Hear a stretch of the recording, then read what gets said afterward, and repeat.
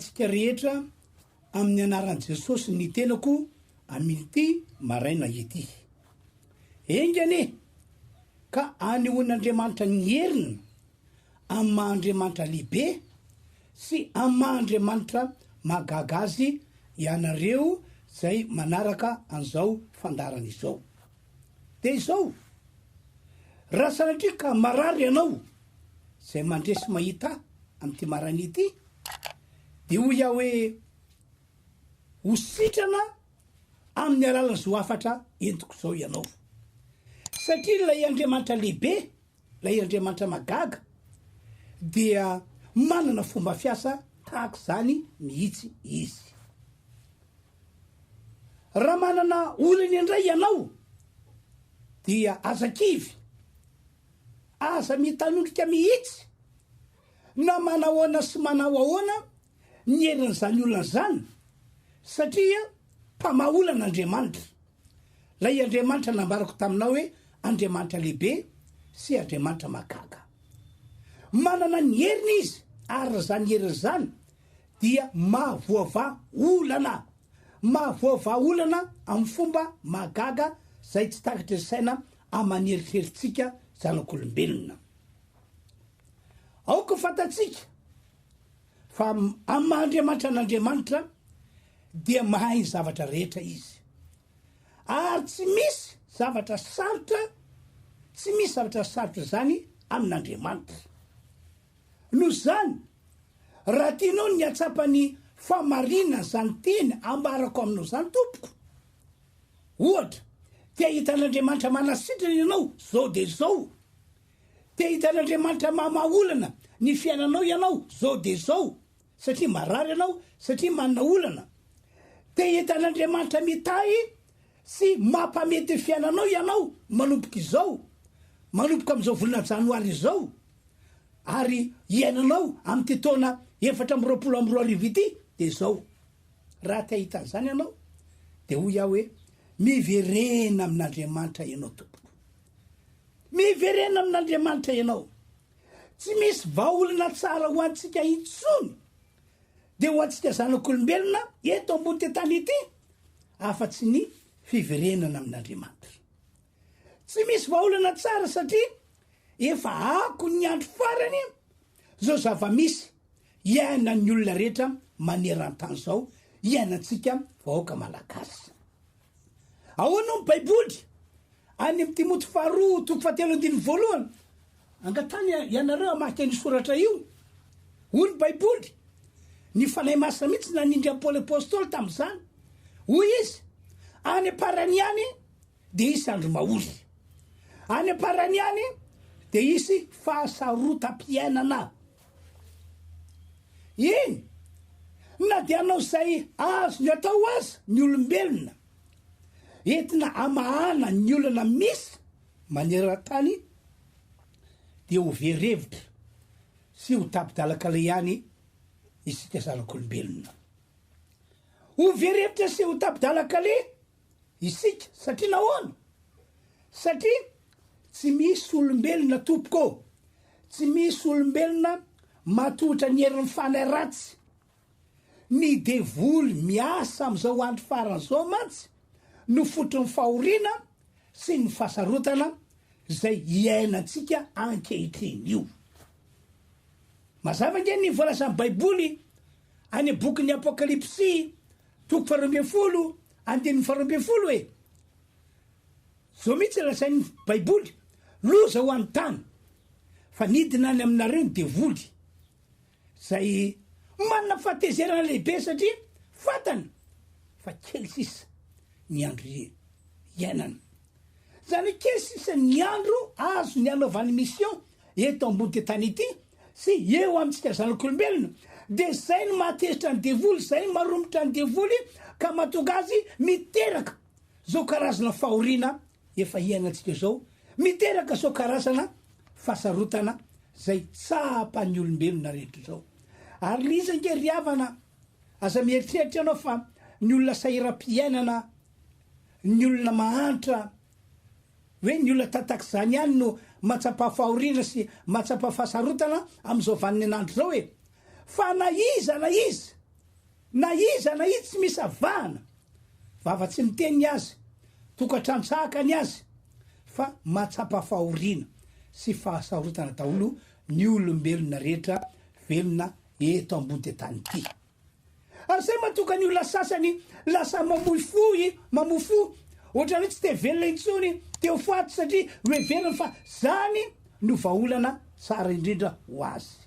Kanefa tsy zany vaolana riavana fa ny vaolana de hoe mila verina amin'Andriamanitra isika zanak'olombelona. Raha verina amin'Andriamanitra ny olombelona amin'ny alalan'ny finoana Jesosy sy ny fandraisana Jesosy dia hofijen'Andriamanitra ny fanahany. Zany hoe ho tonga amin'ilay atongavany Andriamanitra.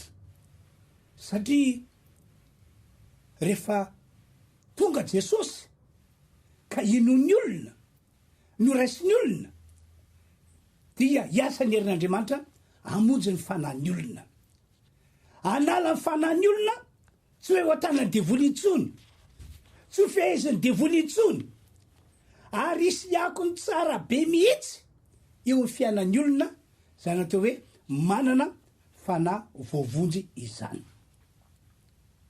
Ny olona misy mandray an' Jesosy mantsy, ny olona toy zany araka volasan'ity baiboly ity dia natsangan'Andriamanitra ho zanany. Zay le voasoratra Jaona 1:12 fa zay rehetra nandray azy, zay rehetra nandray an' Jesosy, nanome toerana Jesosy ao anaty dia nomen'Andriamanitra hery ho tonga zanak'Andriamanitra. Isy herin'Andriamanitra anangana an'le olona ho zanak'Andriamanitra. Teo aloha izy, no izy ho feheziny devoly dia antsoina hoe zanaky ny devoly. Ary zay mahatonga ny fiainany ny sitrapony devoly no ny ainany nandritsy ny taona maro. Fa rehefa nino a Jesosy ny olona, nandray an' Jesosy ny olona, dia navelan'Andriamanitra heloka, navelan'Andriamanitra fatsoana, nokosen'Andriamanitra ny fahotany rehetra tsy hoe eo am-bokin'Andriamanitra, ary natsangan'Andriamanitra ho zanany izy. Dia antsony baiboly hoe zanak'Andriamanitra le olona. Ary ny zanak'Andriamanitra vakiko aminareo rehefa avy mantsika le teny dia neken'Andriamanitra ho mpandovan'Andriamanitra fahasoavana nge zany riavany. Neken'Andriamanitra ho pirailovy amin'ny Kristy raisaratsaina fa tena fahasoavana nge zany. Hoe isika ianao zao dia mpanota teo aloha, olona ratsy teo aloha, zany ka devoly ny olona zana antsika. Fa vetivety teo no Jesosy zay nonontsika, zay noraisitsika, dia lasa voavela eloko isika, lasa natsangan'Andriamanitra ho zanantsika, dia araka ilay tenin'Andriamanitra hoe lasa mpandovan'Andriamanitra, lasa pirailovy amin'ny Kristy. Riavanao, tsy misy fiainana mahafinaritra sy tsara indrindra tahaka zany. Sokafika amin'ny baiboly Romana 9:7 zao ny voasoratra. Romana 9:7 ary raha zanaka dia mpandova, eny sady mpandova an'Andriamanitra no pirailova amin'ny Kristy koa. Fahasoava zany riavana malala, tena fahasoavana zany. Zany no antony mahatongay miteny hoe ho raisin'Andriamanitra andraikitra sy adidy ny olona miverina amin'Andriamanitra amin'ny alalana finoana Jesosy. Izy ke normalina be hoe ho raisin'Andriamanitra andraikitra sy adidy ianao, satria efa niverina tamin'i Jesosy dia natsangan'Andriamanitra ho zanana. Fa ankoatr'izany omen'Andriamanitra le olona mino a Jesosy sy mandray a Jesosy, zany hoe omen'Andriamanitra le olona zay miverina amin'Andriamanitra ny fahefana entina mandresy ny devoly, na inona karazana devoly, na inona herin'le devoly. Dia mandeha joro vavolombelona reto mpianatra Jesosy ato amin'ny Lioka 10:10, joro vavolombelona zareo, dia voalaza amin'ny 7:20 ory zareo, ary ny fitopolo lahy niverina tamin'ny fifaliana ka nanao hoe tompo na de ny demony aza de manaky anay noho ny anaranao. Tena tsy nampoziny reto fitopololahy, tena tsy nampoziny mihitsy hoe ny devoly ny fanay ratsy tsy nisy naresan'izany na iza kanefa reto fitopololahy reto de tena niaika fa de nanaiky azy reo noho ny anaran' Jesosy. Olo fitopololahy miala am'ty olony ety anao amin'ny anaran' Jesosy de niala. Olo fitopololahy mandiana makerenareo ry devoly amin'ny anaran' Jesosy de nandeha.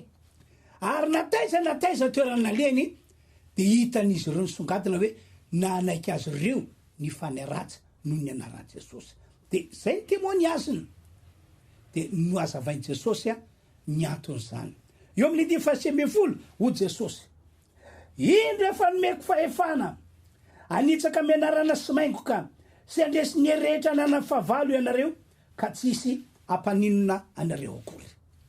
Nino natoga anareo ohatr'izany ry mpianatro ho Jesosy satria efa nomeko anareo fahefana. Ianareo mpianatro, ianareo de normal be efa nomeko anareo fahefana fa ianareo tsy natsiaro, ianareo tsy natadidy, ianareo ka man tsy natsapa fa efa nomeko anareo fahefana maninona? Fahefana manitsaka ny maingoka sy mandresy ny rehetra nana fahavalo. Zany hoe fahefana mandravarava ny devoly sy ny asan'ny devoly.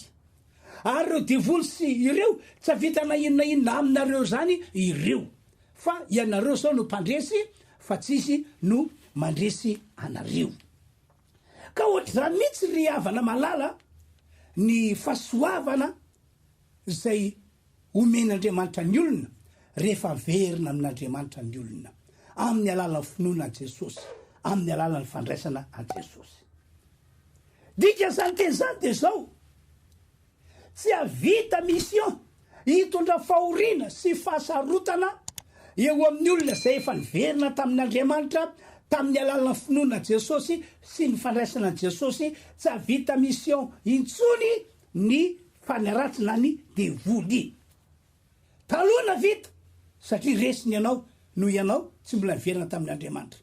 Fa ankehitriny kosa dia tsy mahavita intsony izy satria lasa resinao ndray izy, lasa ianao ndray manitsakitsaka azy no ianao efa niverina tamin'Andriamanitra tamin'ny alalany finoana sy ny fandraisana any Jesosy. No zany rindra de manentana antsika rehetra ao. Miverena amin'Andriamanitra ry havana malalo, miverena amin'Andriamanitra am'izao taona 720 zao, am'izao fiandohan'ny taona izao tonga de manapa-hevitra hoe hiverina amin'Andriamanitra ao amin'ny alalany finoko an' Jesosy, amin'ny alalany fandraisako an' Jesosy, amin'ny alalany fanomezako toerana ho an' Jesosy ato anatiko. Miverena amin'Andriamanitra ianao. Fahita an'Andriamanitra manasitrana ny tenanao ianao. Ary tsy hoe ianao no stan'Andriamanitra tsy zay ihany, fa ianao dia azon'Andriamanitra ampiasaina anasitrana ny hafa ihany koa. Miverena amin'Andriamanitra ianao. Fahita an'Andriamanitra mamany olana eo amin'ny fiainanao ianao. Ary tsy ianao ihany no van'Andriamanitra olana fa ho ampiasain'Andriamanitra amany olana ny hafa ihany koa ianao. Miverena amin'Andriamanitra ianao. Ahafahan'Andriamanitra mitahy ianao manokana ihany koa amin'ny taona diavintsika ity. Ary aveo ny témoignagenao, ny teny ambaranao man'olona dia ataon'Andriamanitra fitaovana hitahiana ny hafa ihany koa. Fahasoavana kely ry havana no manin'Andriamanitra ao antsika amin'ny taona 420 ity so de tsy azonao onona zany, so de tsy takatry ny saina sy ny eritreritra ao zany. Zay matoka manentana hoe miverena amin'Andriamanitra, miverena malaky amin'Andriamanitra. Manana finoana ihany koa, manana finoana fa no Jesosy efa mitoetra ao anatinao de manana andreto toerana ireto ianao eo anatren'Andriamanitra.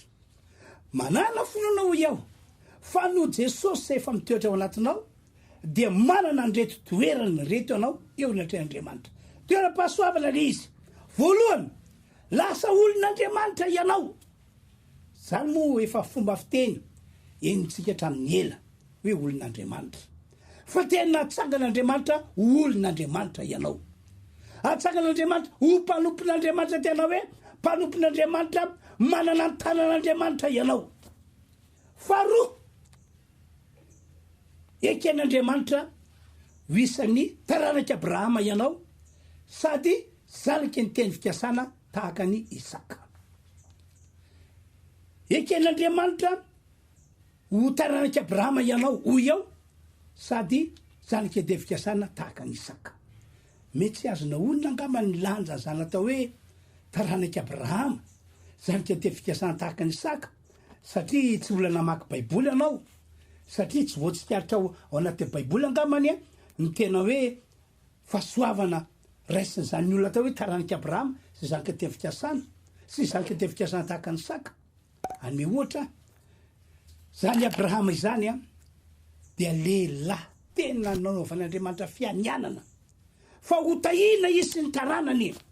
Andriamanitra tsy manao fianianana man'olona zany, fa matoa nanaovan'andriamanitra fianianany Abrahama de nisy antony tao, nisy antony tao, ary fahasoavana lehibe mihitsy zany hoe i Abrahama nanaovan'andriamanitra fianianana de hotahina izy sy ny taranany rehetra. Ary ny olona zay nino a Jesosy, ny olona zay nandrainy Jesosy de neken'andriamanitra ho isan'ny taranaka Abrahama. Fa ity any koa mbola fanampiny tena lehibe indrindra. Andoka vakitsika voasoratra ato amin'ny boky Galatianiny 4:5-20, fa isika ry rahalahy, hoy Paoly apôstôly, de zanaky ny te-fikasana tahaka ny Isaka. Fa isika ry rahalahy de zanaky ny te-fikasana tahaka ny Isaka. Fa manina moa no tsindrimy Paoly malokana ny mahazanaky ny te-fikasana azy, ny mahazanaky ny te-fikasana antsika. Satria nahoana? Satria Isaka zao lehilahy tao Isaka zao de lehilahy tena nehoan'andriamanitra fahasoavana lehibe, ka na dia tao amin'ny tany tsy naomby aza ny olona aza izy no namelo tena de nataon'andriamanitra naomby. Tao amin'ny tany tsy namokaran'ny olona izy no niasa namelo tena de nataon'andriamanitra namokatra be. Ary tsy hoe namokatra be araka fomba fiteny fa tena hoe namoavy zato eny mihitsy ny zavatra nataony. Ary tsy avy amin'ny heriny, tsy avy amin'ny fahaizana, fa le hoe fitahina tsororika avy any an-danitra no nitondra azo amin'izany.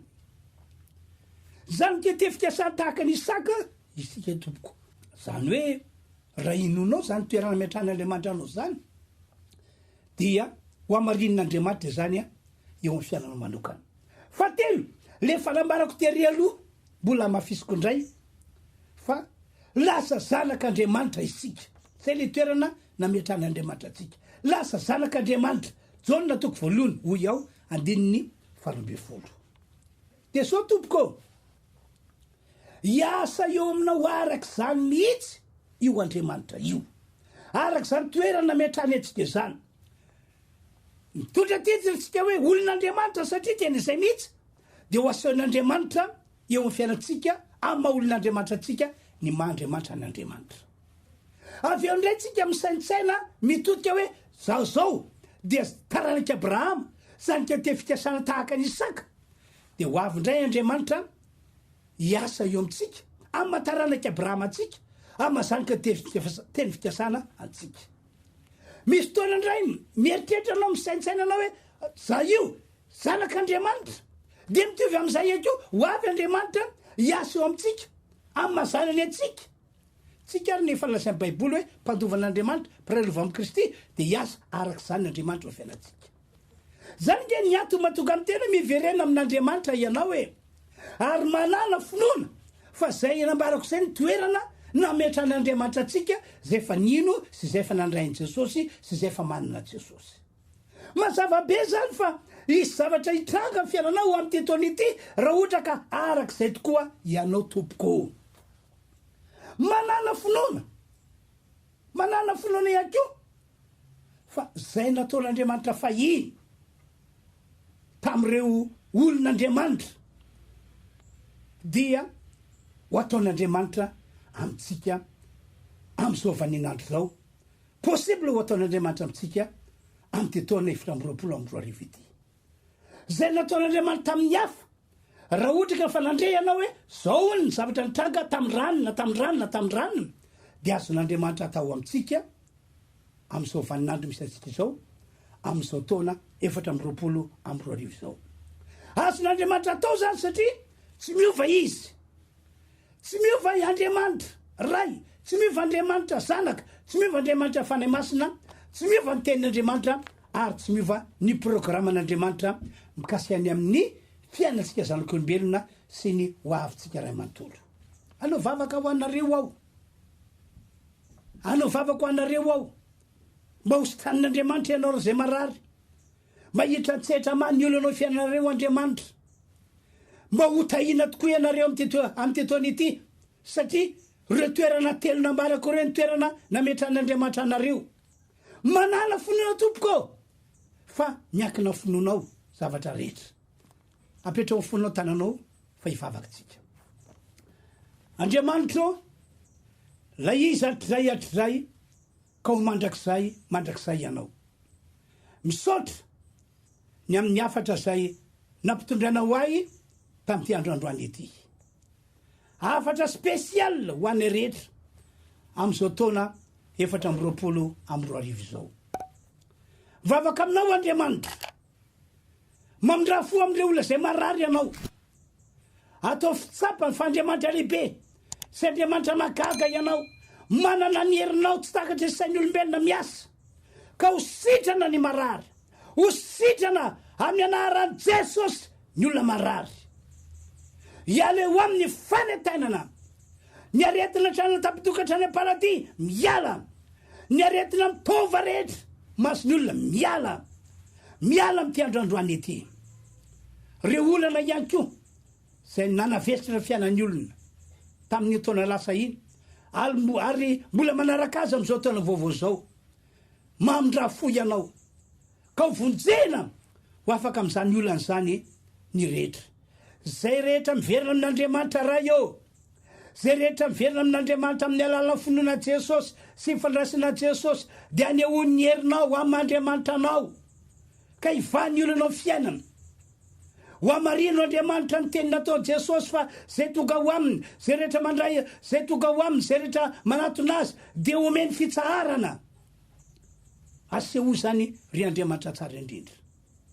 Ary vavaka aminao mba ho tahina ny olona satria efa natsakanao olonao izy, efa natsakanao isan-taranaka Abrahama sady zanaka ty fikasana tahaka ny Isaka izy, efa natsakanao zanaka nateraka ao izy.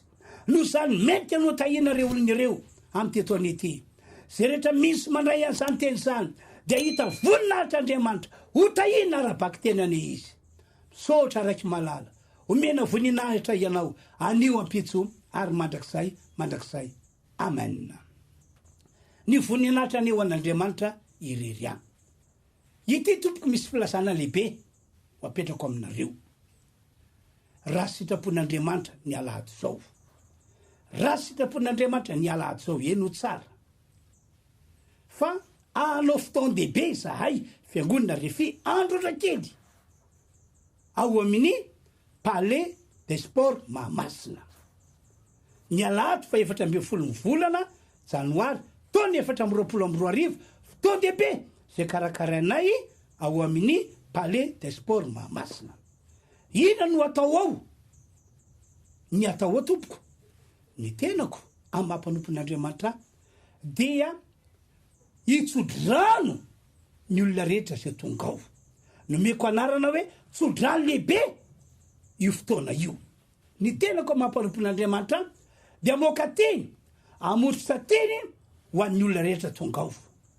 Raha zavaina ihany koa dia hoe ampeta hery any aminareo ao mba toka ny fiainanareo, fiainana hiavaka amin'ity taona 2024 ity. Tahaka manokana tena matsapa ny mahazava-dehibe ny tsodrano, ny herin'izany tsodrano zany aho. Be dehibe mihitsy ireo olona ao anaty Baiboly no natsapa ny lanja zany tsodrano zany. Ary tena nitala olona mafy mihitsy ny azahoana tsodrano. Ary zany mahatonga tapa-kevitra hoe andeha tsofoko rano ny fiangonana rehetra zay endreketako. andeha tsofoko rano re olona zay mpanaraka fandarana zay ataoko na amin'ny radio na amin'ny televizion na amin'ny alalany facebook na amin'ny alalany youtube andeha tsofoko rano re olona zay ho avy amonjany fotoa dehibe io ao am-palais des sports mahamasina ka noho zany tompoko tongava ianao tongava ianao tongava ianao fa Andriamanitra tena miasa araka volasa faminanina nampidirana Isaia de ho tovalin'Andriamanitra ny teny zay atao mpanompon'Andriamanitra amin'io andro io araka ny faminanina ny nampidirana Isaia ihany koa dia ho amarin'Andriamanitra ny hevitra sy ny saina napetrak'Andriamanitra tao am-mpanompon'Andriamanitra amin'io andro io ka ilazao ny namana ilazao ny fianakaviana ilazao ny olo-patatro rehetra tongava miditra mivalora ny fotoana kanefa raha faniriko ho anareo mpanaraka fandarana dia aza miandry amin'ny valy vo tonga fa tongava aloha satria hiazakazaka ny olona ho avy eo iroatra ny olona ho avy eo zay zany tompoko no filazana fa ny antanana any antanako anareo rehetra matoky eo fa andro ny tompo anareo ny androany ary ty taona ity taona n'Andriamanitra natao ho antsika rehetra to-pasoavana to-pitahina to-pandresena to-pakagana taona ahitantsika ny voninahitr'Andriamanitra zay zany tompoka dia mametraka ny mandram-piona anareo tsiraray avy ny tenako amin'ny manaraka indray tompoko